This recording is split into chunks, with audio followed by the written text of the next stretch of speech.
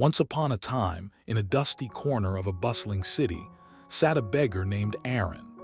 Every day, he occupied the same spot, beside an old bakery that smelled of fresh bread he could never afford.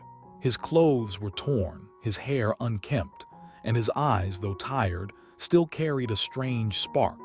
A spark that life had not yet managed to extinguish.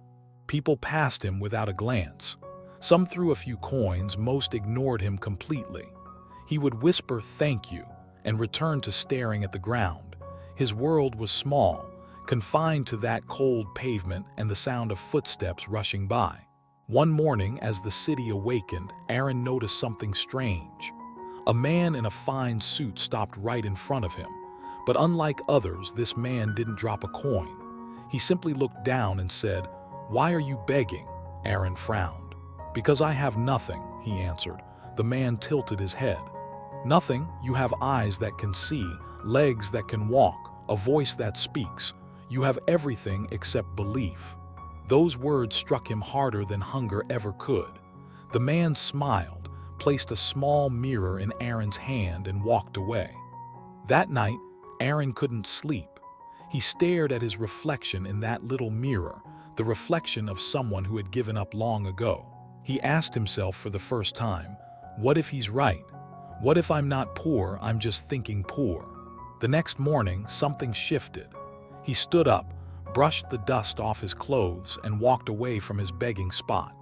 He didn't know where he was going, but he knew he couldn't stay there anymore. He found work cleaning tables in a roadside cafe. It was small, tiring, and barely paid enough for food. But every night when he looked into that mirror, he whispered to himself, "I'm not a beggar. I'm becoming someone new." Days turned into months. The cafe owner noticed his dedication, his quiet discipline, and his refusal to complain. One day, the owner handed him a set of keys. "You've earned this.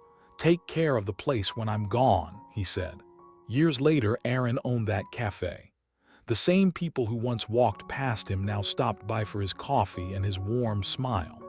On the counter, next to the register, stood the same small mirror, cracked, faded, but priceless. When people asked him how he did it, he would smile and say, "I changed my mind and life followed." You see, poverty is not always the absence of money.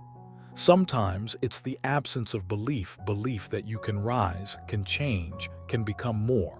The beggar didn't wait for luck. He didn't wait for miracles. He started with what he had, a decision. And that's the truth most people never realize. The world outside will never change until the world inside does.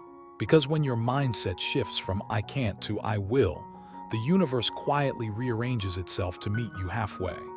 Aaron was never just a beggar. He was proof that one thought, one single, stubborn belief, can rebuild an entire life.